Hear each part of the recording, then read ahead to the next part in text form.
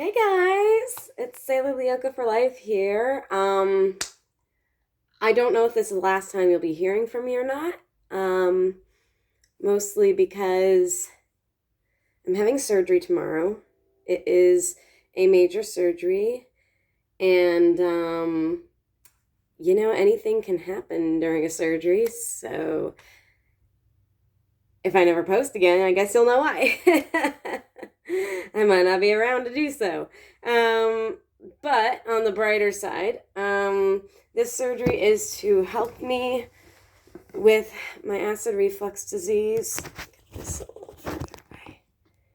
Because my acid reflux disease has been so severe for the past 10 years, over 10 years. And it's been, apparently we found out that after many testings and things, one of the testings we were gonna do before the original surgery, the manometry, where they put this tube up your nose, down your throat, into your stomach. It's like a sensor kind of tube thing. It can tell how strong the muscles of your esophagus are working and the pH levels and stuff. And you're awake the entire time during that test because they have to keep squirting this solution into your mouth. Swallow, don't swallow, swallow, don't swallow. It was annoying because every time you swallow or try not to swallow, you feel that tube and like the thing down your throat that's not supposed to be there. Oh, the fun. I actually might have that down my throat again well, not that specific, but I might have an air tube down my throat after the surgery, possibly. I don't know. I'm going to wake up with a lot of things.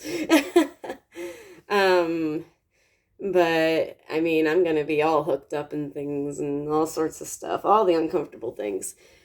So, yeah, so they found out that I had, my esophagus was no longer at 100% function. I apparently only have 40% of function left in my esophagus. So, which is your throat, the muscles that, travel all of the food and water and everything down to your stomach. And yeah, so we had to it's a bad thing when it's not something you want to hear when your surgeon walks into the room and like, so we have some concerns. That is not something you want to hear from your surgeon. So he talked to his board of directors apparently about that test and the results and all of my other results, and they agreed to send me to a doctor in Fort Wayne. And yeah, it's never a good sign when doctors are sending you to surgeons, and then that surgeon is sending you to even more special surgeon further away. That's like an hour and a half away from where I live. So, yeah, I live in Indiana now, as you know from my videos. Moved back from New York City a couple of years ago, and so Warsaw's already half an hour away from where I live. Fort Wayne's an hour and a half away from where I live. It's the next major city. It's one of the biggest, other than Indianapolis, of course. It's one of the other biggest cities in the state. So, yeah, when your doctor sends you that far away, you're like, no, that's a bad sign for a second opinion, mind you, because they're like, well, this doctor is more experienced and knows more than we do. Well, no, okay, backtrack that. He's more experienced because he's been doing this a whole lot longer and has a lot more of these under his belt, and we just don't know how to deal with your situation. And maybe he does because they've just never ran into my situation before. So sent me there, and plus they said also he can do more testing that they cannot do. They've already done all the testing they could with me. In my case, turned out not to be as simple as they initially thought it was. So yeah, they sent me to Fort Wayne to this specialist of the specialist of the specialists, bariatric specialist. And then he did some more testing because we were scared that my esophagus was actually shutting down from a rare disease that people don't get till they're older, like a lot older, like nearing death. And that my esophagus would continue to shut down on its own, and that my whole gastric system would shut down, stomach, intestines, all the fun. And, you know, and I'd have to eventually be on feeding tubes and everything. But we did another test and things to kind of disprove that, hopefully. We still can't say for sure what my esophagus is doing. Hopefully it's only damage from such intense acid reflux disease for so many years that the medicine just hasn't been enough for. And hopefully we get ahead of it. But we got to do it now. We got to do it now, because if we don't do the surgery now, then if it is my acid reflux disease, it's only going to get worse. My phone is falling. I thought my forehead was getting awfully big.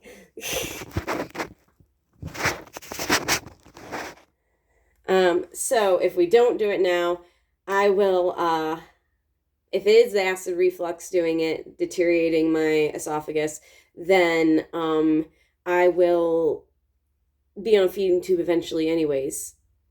Or they'll have to do what they did for my dad, who had stage 4 esophagus cancer and did not survive the recovery.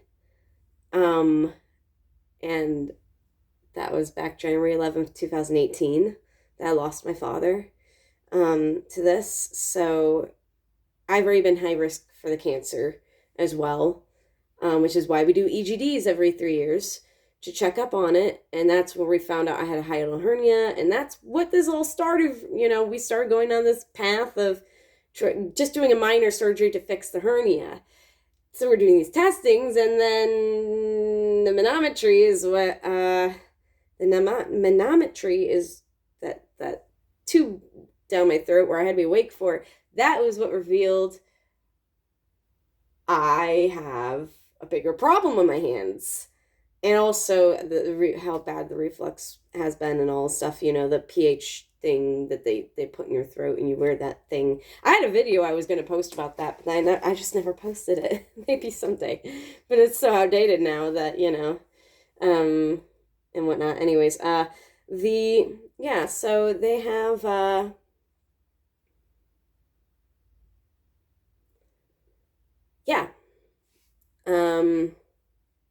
what was I saying? I was saying they have a surgery that they're going to do. I'm staying with the Fort Wayne doctor, because, you know, he's given me all the facts straight up and everything of risks from the test surgery, risks from the surgery. It may or may not help some things. It will stop the reflux, so which hopefully will mean my esophagus will stop deteriorating and that I will eventually regain function, hopefully. Though I never noticed anything other than pain and whatnot, and the reflux I was choking on all the time. But yeah, so but if that's not the case and my esophagus keeps deteriorating and I keep losing function even with the acid reflux being taken care of, yeah, that's a problem. Yeah, so we will see how that works out. I'll have 6 incisions. 6 incisions across here and going like up. So I will have scarring here now and not smooth, silky skin. I will have scarring along here and up, of course. But yeah, so I will no longer have nice skin on my tummy. But yeah, from the incisions I make for this surgery. So yeah, yeah, so hopefully it will prevent me from ever being on a feeding tube. It doesn't mean the hiatal hernia cannot reoccur. They will. The hiatal hernia is part of my stomach being lodged up under my diaphragm. So yeah, they're probably just going to tug that out from underneath there first before they stretch my stomach and wrap it around my esophagus to be a new valve. Um, they're doing a partial wrap though, not a 360 wrap. They're doing a 270 degree wrap. So that'll be fun. But yeah, my dad, oh right, that's why I was on before. My dad, he had to have his whole esophagus removed from stage 4 esophagus cancer. He had to have his whole esophagus removed and his stomach to stretch to be his new esophagus. And that, it was a 12-hour surgery for him. And he recovered, but apparently his heart couldn't take it. So after recovering, or at least in the recovery process, he had a heart attack and died.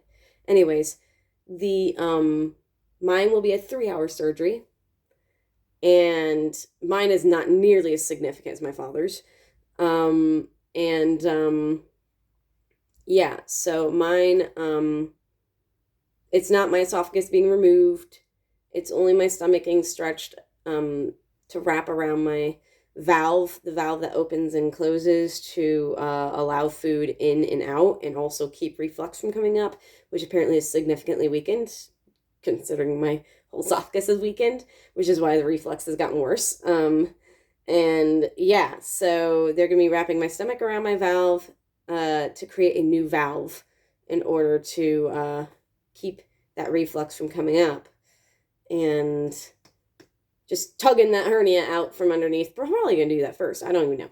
I don't know. It's all surgery. It's all going to get taken care of. So I don't know. It's a 3-hour surgery, 1 to 3 hours. And I will be in the hospital for 2 days for observation. And then I'll be allowed to go home. And then I'll be on a liquid diet for 3 weeks. Maybe more, maybe less.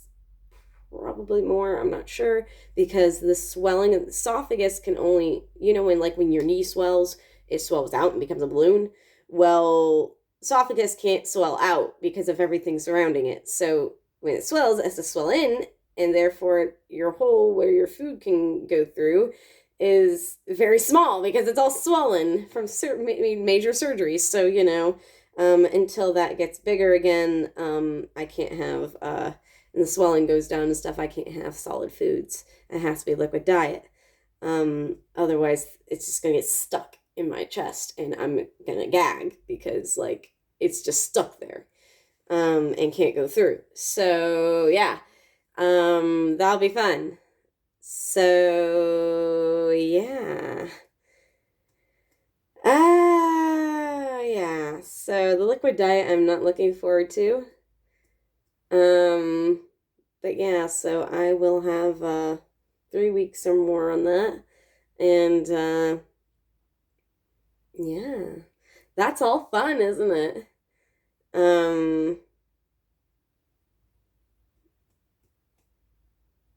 Yeah. So that's what's happening to me tomorrow, October 5th. So yeah, Thursday, October 5th, 2023. That is what's happening to me tomorrow. And then the surgery got moved up. The time got moved up from 10:30, and then when they called me yesterday, it got moved to 9. And I'm like, what? And she's like, well, if you're not here by 9, you're not getting surgery. I wasn't told this. She's like, you're being told now. Yeah, apparently cancellation and stuff, and so they moved me up. And yeah, because he has surgeries left and right all day. So, yeah, so that will be fun.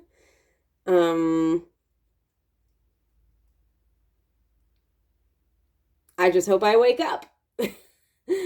That's the biggest thing. I'm not sure if I will wake up or not.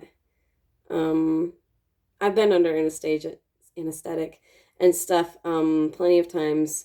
for EGDs, colonoscopies, and my wisdom teeth removal and stuff. So I've never had issues with it, you know? No memory loss, no anything. I've just never had issues with anesthetic.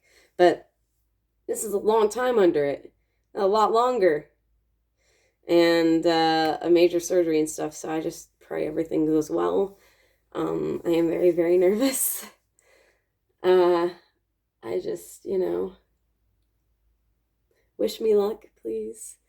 I'm very nervous about it, and I just pray everything goes well for myself and that I survive it. And I mean, most people are like, you're overreacting. Everyone gets surgery and stuff. But yeah, but you never know what's going to happen because things happen, you hear the stories and things like anything can happen. It's not that I don't trust my surgeon, I do. But when you're put under that long, if your heart can take it and, other things, and plus they will be working near my heart and lungs with everything, that's like, well, anything can happen. They're like, I could wake up with a tube out of the side of my side for all I know. Yeah, they've warned me about things. Just the risks, just letting me know the facts and everything. So, yeah.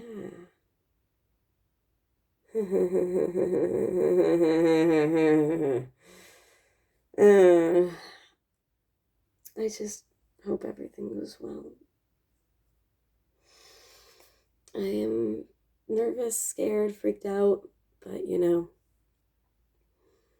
here's to, it's all in God's hands. So, here's to hoping I will be okay. And if this is overreaction, then sorry. But, these are just my nerves. So, because everyone's nervous before a surgery. Yeah. So, this is Sailor Leoka for life. Hopefully, it's not the last time I'll be signing out. And I will hopefully see you guys on the flip side. And let you know how I'm doing. Bye. Sailor Leoka for life signing out. Bye.